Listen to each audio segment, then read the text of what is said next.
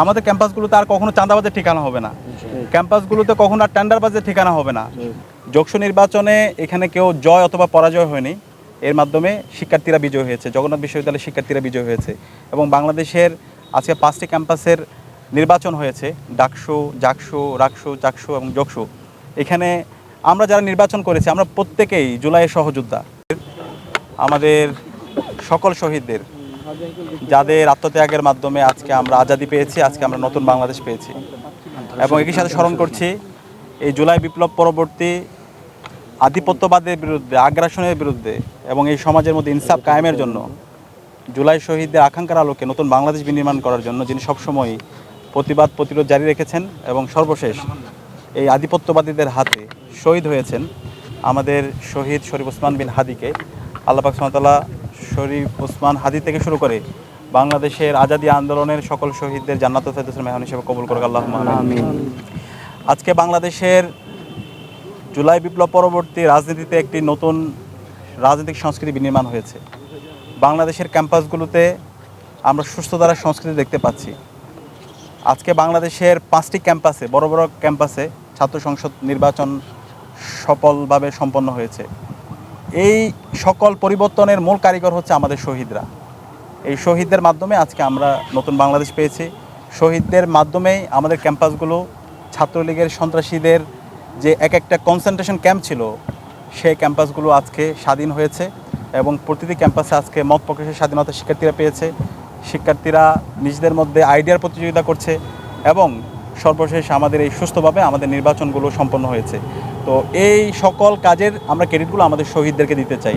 এবং ইতিমধ্যে আমাদের যোগসুর নির্বাচিত প্রতিনিধিরা ঘোষণা করেছেন এই যোগসু নির্বাচনে আমাদের পুরো ক্রেডিটটা আমরা জুলাই বিপ্লবের সকল শহীদদেরকে দিতে চাই।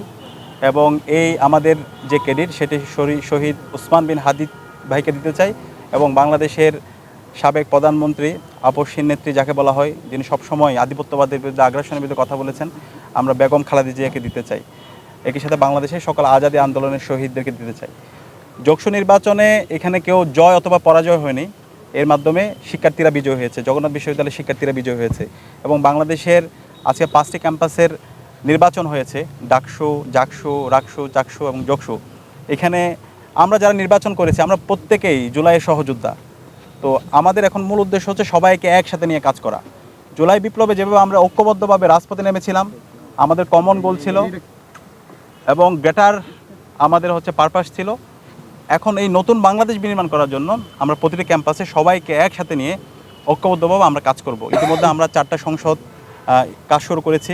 শিক্ষার্থীরা ইতিমধ্যে প্রতিটি ক্যাম্পাসে দৃশ্যমান পরিবর্তন দেখতে পেয়েছে এবং ইনশাআল্লাহ আমরা কথা দিচ্ছি আমরা শিক্ষার্থীদেরকে যেই কমিটমেন্টগুলো দিয়েছি তা তো বাস্তবায়ন করবই এবং তার চেয়ে 5 গুণ বেশি কাজ করবো ইনশাআল্লাহ।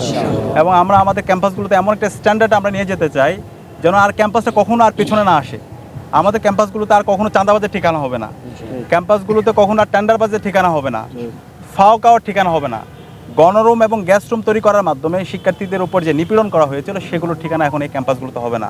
ক্যাম্পাসগুলোতে কোনো মাসল পলিটিক্স চলবে না, ক্যাম্পাসগুলোতে থাকবে ভ্যালুসের রাজনীতি, আইডিয়ার রাজনীতি।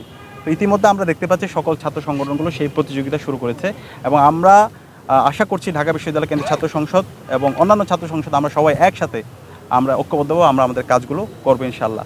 এই জায়গায় আমাদের কমন গোল যেটা থাকবে ক্যাম্পাসের শিক্ষার্থীদের স্বার্থ একটা নিরাপদ ক্যাম্পাস বিনির্মাণ করা এবং জুলাইয়ের শহীদরা যে আমানত আমাদের উপর রেখে গেছে সেই আমানত যথাযথ হক আদায় করা এবং শিক্ষার্থীদের কাছে আমরা যে কমিটমেন্টগুলো দিয়েছিলাম সে প্রত্যেকটা কমিটমেন্টের যথাযথ বাস্তবায়ন করা। তো আমি বিশ্বাস করি ইনশাআল্লাহ শিক্ষার্থীরা আমাদের উপর যে আমানত রেখেছেন প্রত্যেকটা আমানতের আমরা যথাযথ হক আদায় করতে পারবো ইনশাআল্লাহ।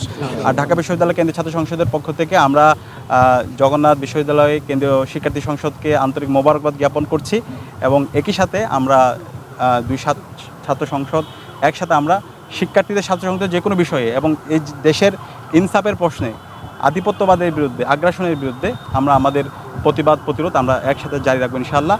এবং আসন্ন